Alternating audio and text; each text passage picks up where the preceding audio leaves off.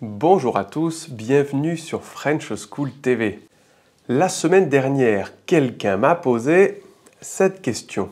J'ai un niveau B1 en TCF et je voudrais me préparer pour l'année prochaine pour avoir le C1. Est-ce que je peux réussir? Eh bien, c'est ce que l'on va essayer de définir dans cette leçon. Vous êtes prêts? Eh bien, c'est parti. On attaque.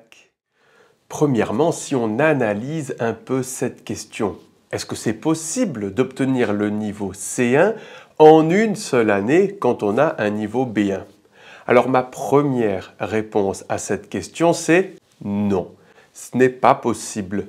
Tout simplement parce que ça prend du temps de passer d'un niveau à un autre niveau. On ne peut pas courir dans l'apprentissage des langues. Normalement, si on arrive à passer d'un niveau à un autre niveau en une année, c'est déjà relativement bien. Mais, bien évidemment, tous les étudiants, tous les apprenants sont différents. Moi, par exemple, j'ai appris à parler l'espagnol incroyablement rapidement. En quelques mois, j'avais un niveau B2 C1. Donc aujourd'hui, on va voir quelles sont les différences entre le niveau B1 et C1. Comment faire si on veut essayer de passer du niveau B1 à C1 en une seule année? Et à la fin de cette leçon, on vous donnera un planning d'études. Alors, les différences entre le niveau B1 et le niveau C1.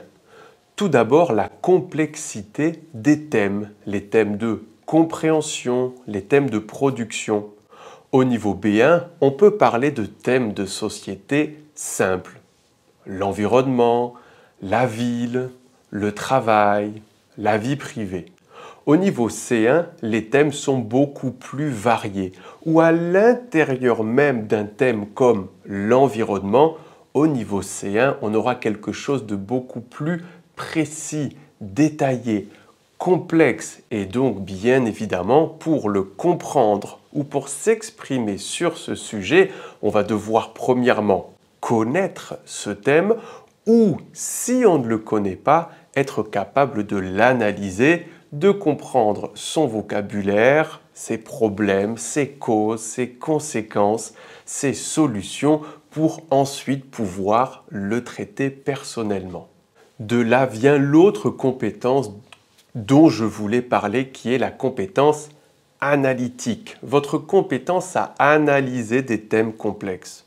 Au niveau B1, quand on lit un texte ou quand on écoute un document audio, on nous demande uniquement d'identifier un élément. Et si on arrive à identifier cet élément, alors on aura la réponse. Au niveau C1, on ne nous demande pas uniquement d'identifier un élément, mais d'analyser une partie complète d'un texte, comme un paragraphe, ou une partie relativement longue d'un document audio, comme l'intervention d'un expert par exemple, et on va devoir analyser la totalité pour pouvoir donner une réponse. La différence donc, ce n'est pas que l'on doit uniquement écouter ou trouver dans un texte la réponse. Non, au niveau C1, il va falloir être capable d'analyser une grande partie de ce document audio ou texte afin de répondre correctement. Passons maintenant aux compétences discursives, ce que vous êtes capable de réaliser dans votre discours. Le niveau B1, c'est le niveau de l'opinion. Je suis capable de donner mon opinion sur un thème précis, dire ce qui est positif, ce qui est négatif, pour finalement peut-être proposer un conseil, une solution ou arriver à mon opinion personnelle. Je suis favorable à cela ou je suis défavorable à cela. À partir du niveau B2, il va falloir argumenter. La différence entre opiner et argumenter, c'est simple. Quand je donne mon opinion, je dis « moi je pense ça ». Lorsqu'on argumente, non seulement on dit « moi je pense cela », mais j'essaie de convaincre la personne avec qui je suis en train de parler que c'est moi qui ai raison et que cette personne doit penser la même chose que moi. Au niveau C1, on pousse un petit peu plus cette argumentation dans le détail, la précision. On va être capable de présenter de meilleurs arguments. On va les présenter de manière plus claire, plus précise, plus détaillée. Et on doit essayer d'attirer l'attention de la personne qui nous écoute ou qui nous lit sur un point précis. Les compétences linguistiques, c'est-à-dire vocabulaire, grammaire et la prononciation. Alors au niveau B1, on commence à avoir du vocabulaire pour s'exprimer sur une grande quantité de thèmes de société. La différence avec le niveau C1, c'est qu'on va avoir plus de souplesse dans l'utilisation de ce vocabulaire. On va donc être capable d'éviter les répétitions de ce vocabulaire à l'aide de synonymes, de paraphrases. On va être capable d'expliquer ce que signifie quelque chose ou à quoi représente quelque chose. Bien évidemment, le vocabulaire que l'on va connaître va être beaucoup plus large et étendu. Concernant la grammaire, c'est la même chose. Au niveau B1, on peut utiliser la langue de manière simple à assez simple. On fait majoritairement des phrases simples, un sujet, un verbe, un complément, et on peut faire quelques phrases complexes avec deux verbes conjugués dans la même phrase, et ces phrases sont connectées par un pronom relatif ou un connecteur, par exemple. Au niveau C1, on utilise la langue de manière beaucoup plus souple, comme avec le vocabulaire. On doit donc être capable de varier les constructions de phrases. On ne peut pas toujours dire « on peut faire ci, on peut faire ça ». Non, il va falloir varier ces constructions, il va falloir être capable d'exprimer la même idée de différentes manières afin de faire passer le message et d'attirer l'attention de notre interlocuteur sur un point précis. On doit le captiver, pas l'endormir. En ce qui concerne la prononciation, eh bien, au niveau C1, on se rapproche à chaque fois plus d'un natif. Rythme, intonation, accentuation, les liaisons, les sons difficiles du français, U, I, OU, E, E, les voyelles nasales, les consonnes comme la consonne R par exemple, la différence entre ch et je. Tout cela, bien évidemment, ce ne doit pas être maîtrisé à la perfection, mais les erreurs que l'on commet ne doivent pas bloquer la compréhension du message. Ce n'est donc pas grave de faire des erreurs, mais je suis capable ou de rectifier ces erreurs, ou ce sont des erreurs si insignifiantes, si peu importantes qu'elles ne bloquent pas la conversation. En relation avec les compétences analytiques, il va falloir que l'on lise des articles de presse de manière régulière. Alors, dans la description de cette vidéo, je vais vous donner plus d'indications avec un lien sur lequel vous pouvez cliquer et découvrir un peu des sites d'information ou d'écoute qui peuvent être intéressants pour vous aider. En plus de ces articles de presse, il va falloir commencer à lire de la littérature française, puisque dans les examens TCF ou TEF, on peut vous proposer des extraits littéraires. Il faut donc s'habituer à cette langue littéraire. En plus de lire, il va falloir, bien évidemment, écouter la radio de manière régulière. Cela doit entrer dans votre pratique du français. Alors encore une fois, je vais vous laisser toutes les radios intéressantes pour vous dans la description de cette vidéo. Finalement, dès qu'on a le temps, on devra regarder des émissions spécialisées. Alors des émissions de radio, bien évidemment, mais aussi des émissions télévisé, spécialisé, c'est-à-dire sur un thème précis, avec des personnes expertes, des spécialistes, des professeurs qui viennent parler d'une thématique précise. Cela va nous aider, en plus d'avoir une plus grande capacité analytique, à développer notre vocabulaire.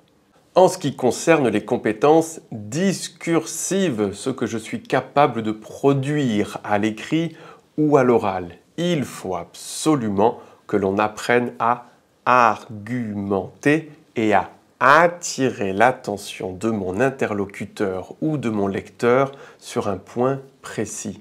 Argumenter, c'est-à-dire présenter un argument, puis ses explications et ensuite un ou plusieurs exemples pour l'illustrer. Pour finir, les compétences linguistiques. Alors, ici, bien évidemment, il va falloir faire un travail complet. Apprendre l'utilisation des phrases complexes, des différents pronoms, des connecteurs du discours et apprendre à éviter les répétitions. Bien, avant de terminer cette leçon et de vous donner mon planning d'études, si vous voulez essayer de passer du niveau B1 au C1, j'aimerais terminer par mes conclusions. Ce que je vous recommande, si vous êtes dans cette situation niveau B1 et l'envie d'obtenir le niveau C1, la première chose à garder à l'esprit, c'est très peu probable que vous puissiez y arriver. Mais tout le travail que vous allez faire, que vous allez mettre en place pour y arriver, ce sera utile pour vous. Peut-être que vous n'arriverez pas à atteindre le niveau C1, mais peut-être le niveau B2 ou le niveau B2+ en une année, et il vous restera ensuite peu de chemin pour obtenir ce niveau C1. Ce n'est donc pas impossible, mais sauter 2 niveaux en une année, ça en théorie non. D'ailleurs, vous avez souvent vu sur Internet ou sur les réseaux sociaux commencer le français et obtenir le niveau B2 en quelques mois. Ça n'existe pas. C'est pas vrai. Pour terminer, on vous montre un planning d'études qui, selon nous, peut vous aider à essayer d'obtenir ce niveau C1 en une année ou au moins augmenter considérablement vos compétences. Le lundi, par exemple, une production orale sur un thème de société, c'est-à-dire mon opinion et pourquoi je pense comme ça. Ça va nous faire travailler le vocabulaire, les connecteurs et l'argumentation. Bien évidemment, ce sera à partir d'un article de presse que l'on doit nous-mêmes trouver. Le mardi, production écrite sur un thème de société. Écrire, c'est vraiment une des clés, un des facteurs les plus importants pour augmenter vos compétences dans les langues étrangères. Le mardi, donc, comme pour le lundi, on fait une production, mon opinion, pourquoi je pense comme ça.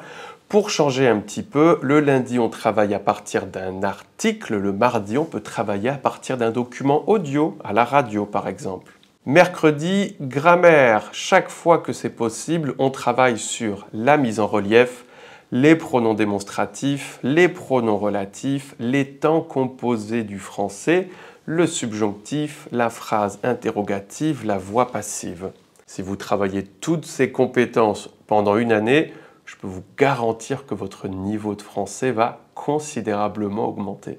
Le jeudi, activité de lecture. On choisit un article, par contre, avec des questions de compréhension et un corrigé. Même chose pour le vendredi, activité d'écoute. On choisit un document audio ou vidéo avec des questions de compréhension et un corrigé. Pour trouver des documents texte et des documents audio avec des questions et des corrigés, nous, on vous recommande ces livres, la collection Édito chez Didier Fleu, parce que nous sommes partenaires, ambassadeurs de Didier Fleu.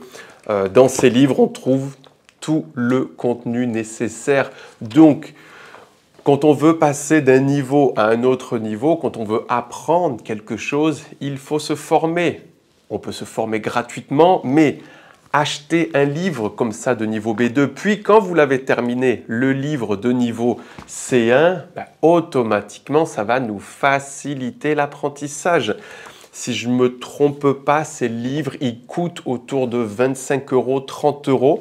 Je vous mets les liens dans la description de cette vidéo si vous voulez les regarder. Ça, c'est génial parce que ça vous facilite la recherche de documents pour pouvoir vous améliorer. Le week-end, il va également falloir travailler un petit peu, mais on peut travailler pour le plaisir.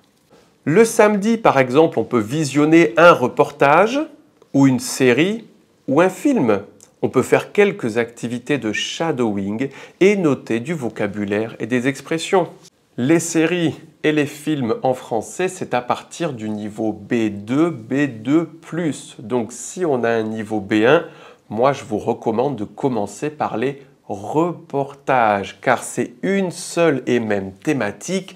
Il n'y a pas de mystère et c'est déjà très bien pour commencer à s'habituer aux documents audio ou vidéo. Le dimanche, on fait une activité de lecture sur un thème de société française. C'est très important de vous intéresser à ce qui se passe en France, car dans tous les textes que l'on va vous proposer, on va toujours avoir des thèmes de société, que ça concerne le travail, que ça concerne l'environnement, que ça concerne la vie en société ou tout simplement les loisirs, l'éducation, etc.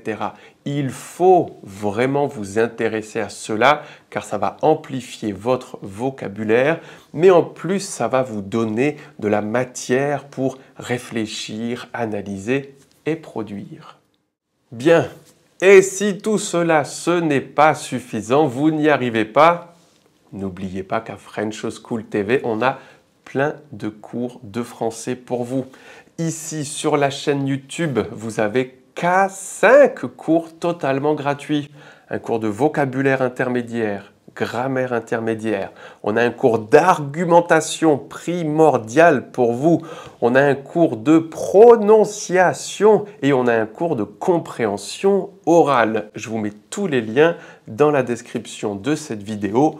Concernant les cours payants, on a des cours de conversation qui sont fantastiques pour obtenir un niveau de conversation avancé. Vous pouvez cliquer ici en haut à droite pour voir les informations et réserver votre place. N'oubliez pas non plus le programme membre exclusif ici sur YouTube qui pour seulement 6 € par mois vous donne accès à des ateliers en direct avec les professeurs de French School TV et moi-même 4 fois par semaine, toutes les semaines de l'année pour seulement 6 € par mois. Si vous avez des questions similaires ou d'autres, n'hésitez pas à nous les poser ici dans les commentaires de cette leçon. On adore vous lire et si la question est pertinente, eh bien on vous répond avec une vidéo comme celle-ci. Merci à tous et à bientôt!